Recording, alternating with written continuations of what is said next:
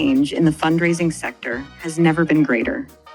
But innovations in technology are evolving faster than our ability to understand them. Are these advances good or bad? Do they have unintended consequences? And what is the application to the global fundraising sector? That's what we're here to find out. Welcome to the Fundraising AI podcast, your up-to-date resource for responsible AI for the global fundraising community, hosted by Nathan Chappell and Scott Rosenkrantz. All right, we're live with a new episode of the Fundraising AI podcast. It's great to be here. This is going to be a fun episode, I think, Scott. It feels like it's been a little while since we did one on updates, observations around fundraising AI, around advances in what's going on in our field, where Sam Altman is working this week, and all those general updates. So this is a fun episode. I like these because they don't really require a lot of like advanced prep, because we're doing our prep every day. We're taking our articles that we both find interesting and we're posting them on our shared document, and then we just like roll through them. So I always enjoy these. I don't know about you. I mean, they're all fun, but it is cool to just see how it advances just in the last month since we've had an episode like this. Yeah. It's crazy thinking about, we've been doing this podcast. This is episode number 31, I think. Episode we say we're going to stop counting. I know. It's like we're so nerdy and we're just like, can't. It's like that we're competitive. We made it. ChatGPT came out November 30th, 2022. It's not even been 2 years. And we have seen from like when it came out, it was novel, right? It wrote like cool poems about your dog having a picnic on the moon and that type of thing. And then we get into 18 months later, or whatever it is, and we're talking about how organizations are setting goals to save 50% of their staff time using these tools. Think about that. In 18 months, we've gone from this like novel tool that really no one really understood value. And I would argue today, we still don't really understand value, but we're at a point now where we can actually point to something in the future to say, based on what we know today, this is what we want to be able to accomplish with these tools. And we're going to get into some of that today. But let's start with this article that you saw Conor Grennan posted on LinkedIn around chat, basically guessing or understanding human behavior, predicting human behavior. Because I think about our episode, I guess it was 2 episodes ago, on autonomous fundraisers. And the thing that I'll highlight in that is that while we talked about the pros and cons of autonomous fundraisers, the part that really struck home for me is this idea that there's a fine line between asking someone for money and manipulating someone to give, and a bot doesn't know the difference. And so I think this article, as soon as you shared this with me, I was like, yeah, I mean, this is just another data point in showing that these models aren't these benign things that just help you proof an email or draft an email or proof a letter, but actually have significant prowess in being able to understand humans at a very deep level. So if you want to share any of that, let's start with that, and then let's just go through some of our other observations for the week. Yeah, and just to jump back to what you were saying earlier about it being released in November of 2022, to put that in context, my son was born 8 months prior, and he hasn't been hired by one company to be more productive or efficient. So he can't drive a car. He can't even cook you dinner. Anything. Right. Yeah. He can't plan your vacation. Yeah. So, I mean, ChatGPT has come a long way. My son has some catching up to do. Yeah. He's a slacker. But this article, we just saw it like probably an hour before recording this, and Conor Grennan referenced something that Ethan Malik, so it's already one of our favorites because 2 of our 3 favorite people are involved. I'm sure Ellie's going to mention it at some point, and then probably Dan Kershaw too. But there's a study came out that said that they gave about like 400 or 500 different previous studies of social experiments, and ChatGPT was asked to predict human behavior. And it did it 85% accuracy, even with some of the studies that it wasn't given in its test set. So they held off, just like we do with predictive modeling, they held off on a training set, gave it back to it, and it was still 85% accurate in these studies that it's never seen before. And that's across genders, races, and political affiliations. I am not good at predicting human behavior, right? Human behavior is irrational and illogical and emotional. The fact that it can do it at 85% is mind-blowing. It is, and then it isn't. Because when we think about how GPTs are trained, right, large language models are trained on essentially consuming everything that's ever been written by humans since the beginning of mankind. And it's just that the large volume of that that context is predictable. So it's like, in some ways you're like, how is this doing this? Is magic. But at the same time, you're like, well, if I had listened to every conversation, anything that was ever documented since the beginning of, Western civilization, then I could probably predict what people would do as well. It's phenomenal because what it can do and what it does so quickly and so accurately, to your point, that 85% accuracy in predicting human behavior. Again, this is not like a tool that just proofs emails or drafts, makes first drafts, or even can do an analysis on a spreadsheet. This is something that can understand human behavior in ways that we as a single human being, even if we read lots of books and we watch lots of TikTok videos, we know literally less than an ant compared to what a GPT knows when it can look at and recall everything since the beginning of time, essentially. I mean, it's phenomenal. I was with a CTO this week, and we were up in San Francisco. We'll talk about that more later, but we were just talking about the advance of GPTs, the advance of large language models, and Google's pioneering work in this originally. And it's amazing what it does, but I find it fascinating in amazing how it does it. Because to consume all that information and to recall it, and then to forecast something like human behavior in real time, like not like I'll get back to you in 3 weeks and like give you an answer, but like, let me think about this for a while. In the moment. Yeah. I mean, from a technical perspective, that's just mind blowing how quickly I can speak to my phone and ask it something super obscure. It's not going to just copy and paste something from Google and say, this is what Google says. It's going to literally mash up a lot of other resources, put it together, and portray it back in new content for me that's specific to me, all without blinking. Like, it's just insane how powerful that is. And when people are questioning, like, should I use this or is it valuable? It blows my mind. Right. And especially like, I mean, we've had autocomplete forever, right? And autocomplete was nominal at best at guessing what next words you were going to say.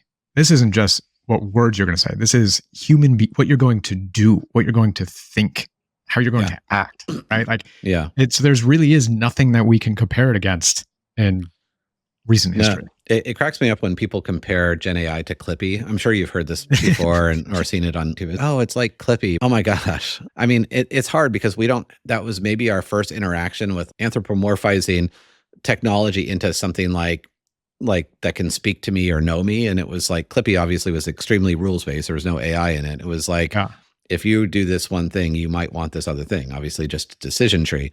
But that whole idea of like, hey, I have a helper. So I think that's why maybe people kind of associate. It's like, oh, I have a helper. I don't even know what the analogy would be, but it's like Clippy on steroids, that's on steroids, that's on steroids. It's just a way further evolved version of Clippy. If that helps you get through it, then go for it. They should bring it back. I mean, just for nostalgia's sake. I mean, they should just call their new version of GPT Clippy, right? Clippy X, or, well, no, you can't call anything X anymore because then you get sued. But thanks to Elon, we can't use the letter X anymore.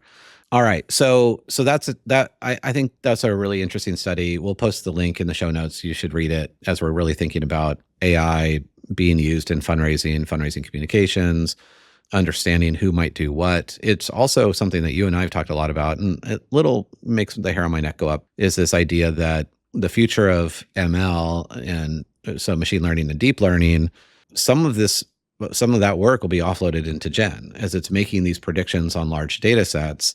The difference is that machine learning and deep learning, you can actually look at how the decisions are being made, and literally the statistical probability and the math behind how the decisions are being made.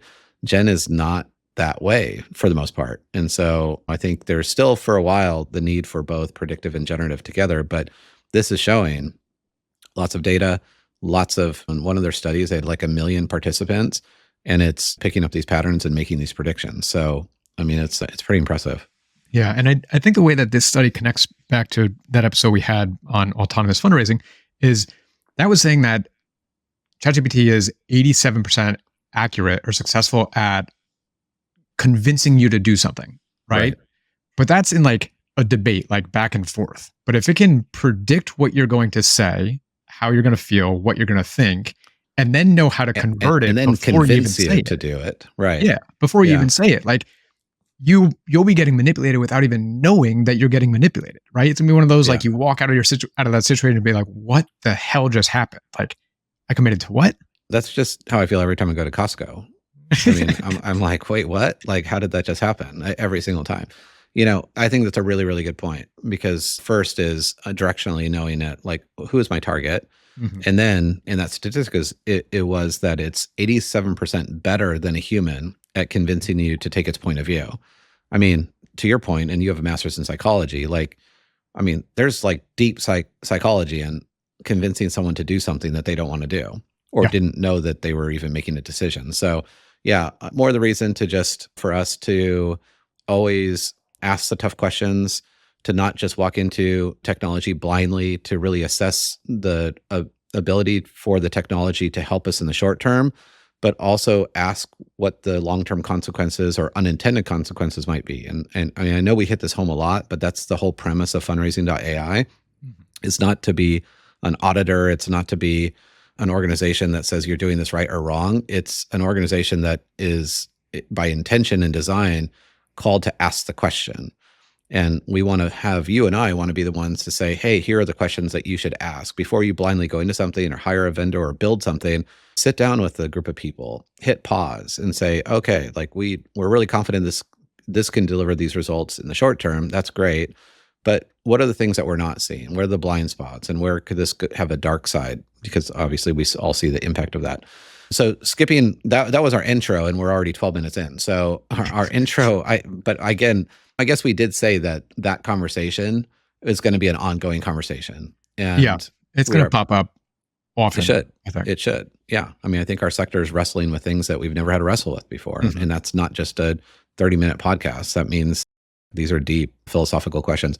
In fact, at the Bridge conference last week in DC or National Harbor, we posed the question to a fundraising AI group, and there was like 60 or 70 people in the room, which was, are humans essential in the future of fundraising? And it received a tremendous amount of feedback and honest conversation and debate and all this. I mean, even after that meeting, it was like in the streets, it just kept on continuing. And so I think that's exciting, because the worst thing for me would be like, I don't care. I'd be way more nervous if you and I were having these conversations and we're like, hey, are humans essential in the future of fundraising? And people are like, it will be what it will be. I don't know, whatever, somebody else's problem. So hopefully it creates a stir. But I was at a conference in Virginia 3 weeks ago maybe, and in my presentation just brought up autonomous fundraising as an aside, and it turned into a 20-minute tangent, just debate across, again, like 60 people, just people seeing the pros of it, people seeing the cons of it, but what is it going to do in the future? Like, I mean, It is a very important discussion, healthy discussion, and I think it sparks interest and curiosity in any group. Absolutely. Yeah. Let's just keep that conversation going. And we'd love to hear from listeners and how they're wrestling with this on both sides. Mm-hmm. So we had something that happened that was really exciting that we haven't been able to share with the group. Yeah. You want to share it? Yeah. We got a book deal. This is my first book deal. This is your second book deal. But you and I are writing a book together that I think people are going to read. I mean, or at least put into ChatGPT and I don't know that people read anymore. If you're one of those readers, thank you in advance. So yeah, we were speaking with Wiley. I guess I misunderstood, or I actually miscalculated, because I was talking to Brian Neal at Wiley, who's our liaison at Wiley for our first book. And he was kind of like, well, why aren't you writing a book on AI? And I'm like, because I assume everybody else is. You and I talked about this, but we're like, I don't just want to be one of 1,000. And he's like, well, there's really no one doing this in the same way that you're talking about this, and really from the responsible and beneficial side of things and all that. So we wrote a proposal and introductory chapter and a really detailed outline. And within like a couple days, we got a book deal signed. Yeah. And we're still working out the name of it, but basically it's going to be like A to Z for AI for nonprofits, right? Like how you use it, how you should use it, resources, definitions. Yeah, I was playing with the title AI to Z, but I don't think it got a lot of traction. Anyway, we might crowdsource the title. It's going to be AI for nonprofits, not specifically for fundraising, but it's going to be on AI for all things nonprofit. So buy, build, evaluate, really giving a whole baseline of how you use AI for things like fundraising, but also for operations and delivering your mission more efficiently and effectively. So stay tuned. Our deadline is October 31st, which means the book will come out in spring. So stay tuned on that. I think we're going to crowdsource some stuff, probably like the title and also the cover when we get to that point. But stay tuned. And if you're emailing us and we're not responding, it's probably because we're writing that book in a very quick fashion. But it's going to be great. We have a really detailed outline. I think it's going to actually be really helpful and really kind of serve as this kind of definitive guide, if you will, for any organization that's looking at wanting to use AI in a really responsible and beneficial way for their organization. Yeah. Excited for it. Real practical handbook that anybody could use. Yeah. Awesome. All right. Well, kudos to your first book deal and my second book deal. It's going to be exciting. High five. High five. Virtual. There we go. Up top. Download too slow. All right. So we're going to switch gears just a little bit. So I just came back. Zuri Group, which is it's a great firm I've worked with in the past, spent lots of money with, that helped me through a BBCRM implementation years ago. They invited me. They have this like leadership summit every year, and it was really amazing. Like they brought like top leaders, operations leaders, CIOs, CTOs, advancement services leaders up to San Francisco for just a lot of like non-agenda but just directional conversation around challenges, and of course challenges and opportunities in the sector. And of course AI was one of those. I want to reflect on this as we already had highlighted a few articles this week that were talking about how AI first organizations are setting goals. They're setting essentially their strategic roadmap in the future based on what AI can do for them. I want to look at that and some of the data that we found from Gartner and some others to show like how different this is in the private sector for the nonprofit sector. And even in conversations that we've had, like we had a conversation with the Royal Bank of Canada, who's become an AI first organization. And this week, Morgan Stanley and JP Morgan came out with a really detailed article about how they're becoming an AI first organization, which means that all data and all technology in the organization roll up through AI to make sure that they're leveraging those tools. When I look at and think about the collective feedback of the nonprofit sector in general, not just at the Zuri Summit, but you and I go to lots of conferences and we're having these conversations, keep me in check on this. Are we not spending more time answering questions of if we should use it versus how are we going to use it? I feel like we're still stuck in this thing of like, how many licenses to Copilot can we afford? Or is this good or is it bad? Kind of that binary thing versus we're using it. This is the future. And what do we want to extract from it in 3 to 5 years? Yeah. I think that, and I mean, there are some conversations, not that common, but we've had people reach out to us on LinkedIn of, we know we're going to, and so we're starting the conversations of creating a governance policy, but that's it. We still don't know how we're going to do it. We know how we're not going to do it, right? Which is a good conversation to have. But it's still like at the very, very beginning, which is better than not having those conversations. But the difference between the for-profit sector and nonprofit sector and adoption is just like the digital divide. It gets bigger every single day. Yeah, we've said this now for 2 or 3 years, that the digital divide will be the digital chasm. Really, I think we started saying that when Gen AI came out, what became more accessible and affordable is just that this exponential technology now truly becomes exponential. And that means there's winners and losers. The winners are those that dive in and not just say, hey, we're going to use it. And yeah, if it costs us $300 a year per person, we're going to save 20% time and productivity. I mean, that's like pennies. Right. But it's, what is our North Star? What are we trying to achieve in 3 to 5 years? What does our organization look like from a customer experience, and in the nonprofit case, from a donor experience? So one of the statistics that came out, and we'll post the link in the show notes from a study that came out. The study is called AI Adoption is Driving Real Top and Bottom Line Impact for Enterprises by Gartner. It's very reputable. One of the highlights was that companies report a result of adopting Gen AI are improved customer service, 42%. Improve customer service, increase employee productivity, 40%, and increase revenues, 34%. So revenue being the last side, but still 34% is huge. Mm-hmm. You know, you and I talked about this on an episode not long ago. When the private sector is looking at productivity gains for every employee or every FTE that They can get 50 to 60%, whatever, on some of on the high end. But Gartner is showing, like, in this study, 40%. If you brought this up a couple weeks ago, it's like, if we saved every staff person 20% of their time, that's a full day a week. Right. Full day a week that you Full day a could week. 52 do more days a year. stuff and more human-centric stuff. Right. 52 days a year, and for the cost of $300 a year. Right. Who's going to be that more productive with the equivalent of a $300 bonus? Yeah. No one. Yeah. In our sector, I'm worried about the digital chasm, because I was thinking back, I did my TEDx, which is insane to think about. I don't know why I woke up thinking about this the other day. I did that in 2018, and in March of 2018. It's been like 5 years or whatever, 6 years, when we're talking about, and literally it was called AI and the Future of Generosity. I thought at the time, and you and I spent a lot of time together at the time, essentially convincing people that AI was not a fad, that it's here to stay, and that they should pay attention, right? The winners and losers, and HBR wrote that article years ago that said those that fail to adopt AI may never catch up because it's exponential. You just fall further and further behind. So in 2018, I don't know, I was thinking about this, but like 2019, 2020, I would have been like, yeah, this is the time where we have to convince people. I didn't think in 2024 that we would still be convincing people to use AI. And I become much less, I guess at this point, much less, me personally, and maybe I'm just a prick, I'm much less interested in convincing someone to use AI now, because the market will take care of that, like winners and losers. Like, if you don't, you don't. If you do, you do.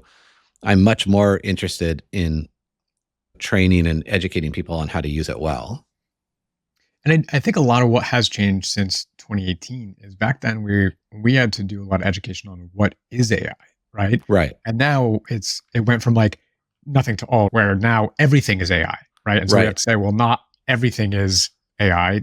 Not all AI is the same AI. Like, there are differences and different outcomes, different costs to get to results and all that. So like it was like something that people just wouldn't even pay attention to. And now, like, oh yeah, no, we totally get it. We're all AI experts. We understand it completely. You don't need to tell us anything about it. That's so true. You and I talk about this a lot. Like, everyone's an AI expert now. And it's so often that we'll be in these conversations. I mean, honestly, even with CTOs and CIOs and these AI experts, where let's talk about this, and you start rattling off, and you're like ML and DL and NLP, and they're like, wait, what's that? Can you define what that means? And you're like, well, machine learning, deep learning, and natural language processing. And it was not long ago where you and I, like, we couldn't pass muster if we couldn't describe all the basics, like all the data science basics of like precision and recall and thresholds and targets. We had to really earn our keep, because at the time it was really only PhDs that were really doing this work. And how long has it been since you've had to describe precision or recall to anyone? Yeah. Oh my gosh. Those were rough days. Those were, it's in like 4 years, probably. Right. 4 years. A couple of years. And it would be shortly after saying, hey, Netflix is also using AI. So you already have it going on like every day behind the scenes. Yeah. And now let's go into the detail of what it actually is. But like, that never comes up now. No one asks about precision or recall about generative AI. And somehow, no, right. And now you're an expert because in 18 months, you've written a lot of prompts. And our sector still talks about prompt engineering and prompt engineers like it's a future, and it's not. So I want to talk about that, because I think a lot of the reason why there is this delay, I mean, there's many reasons why there's this delay into adopting, right? But you talked about all the stats, all the success of 42% increase in employee productivity, and these numbers change all the time. Like, they're always getting better and more and increasing as time goes on. But then 3 weeks after the article that you just referenced, Gartner came out with another article saying that Gen AI is hitting the trough of disillusionment. Right. And a quote is that the unfortunate thing was that OpenAI was amazing, but it was useless. It really can't do anything. That was by a Gartner analyst in this report. And then so the way they have it is it's approaching, and for any of those, you might be familiar with the Gartner hype cycle, it goes through the innovation trigger, the peak of inflated expectations, trough of disillusionment, and then ultimately works its way back up to the plateau of productivity. But it's saying that Gen AI is 2 to 5 years away from hitting that plateau, and that prompt engineering is even further back than Gen AI. I would have thought that prompt engineering would have been way down the trough of disillusionment and probably not going to hit the way that Claude has their own prompt engineering tool now, their own prompt engineering bot, like you don't really need to worry about it. You don't really need to worry about it. I mean, I think what we've learned, because we really were not understanding how content was being derived from these big models, right? And now that we've learned that you've got to give it a problem, but you've got to give it some context and you have to give it some examples and a persona. And when you do those things, you are a prompt engineer. So it's, I mean, even Ali, which actually we might as well talk about now. So Ali K. Miller on LinkedIn created a LinkedIn course, which is actually a certificate program. It was free for 7 days. So I think it's not going to be free, but I think that's kind of, it might be a scam where it's just like, it's free for 7 days. So they get a lot of reviews and then it's always going to be free. I don't know how you pay for it, but even if it's $50, whatever, I took it last week. It's like 48 minutes. You get a certificate in LinkedIn and it goes over the basics of what you need to be an expert prompt engineer. And so I encourage everyone to take this course. I mean, it's really fantastic. Conor Grennan has one. It's on LinkedIn Learning. So it's a separate app from LinkedIn. You can access it and it just goes over to the other app. But we'll put the link in there. Anyone who's really wondering, it's like, well, how do I extract the most? How do I understand the basics of AI at a high level? And then how do I extract the most out of Gen AI? It's a really great resource. And she has such an amazing ability of explaining things in ways that are just kind of fun, not serious, and really relatable. Yeah. I mean, brilliant, but able to talk to the layman so easily. Yeah. But I think the hesitation to jump in is because the same source is giving two competing stories in 3 weeks' time, right? And so for a lot of people, it's like, well, I don't really know what's going on, right? Is it everything or is it crap? I'm just going to ride this out, right? Let's wait till there's some consensus of, is it worth my time? Right. And speaks to two different audiences. You're an early adopter, you're a business leader that is driving top line revenue and you've got to use all your tools, or you're somebody that is maybe back office and doesn't like change. Which article are you going to resonate with? Right. And so, I mean, I see a lot of those. Unfortunately, those articles, even Sam Altman says that he's embarrassed by how dumb ChatGPT is.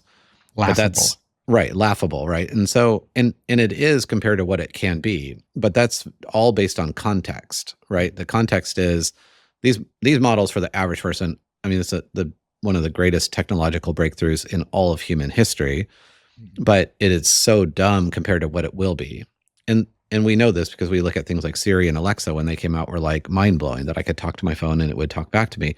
And now they're so dumb. And so we know that when ChatGPT when 5 comes out, which I know we were going to talk about today, there's some rumors about 5 coming out and speculation on whether 3.0, 3.5, 4.0, 4.0 are like pretty amazing.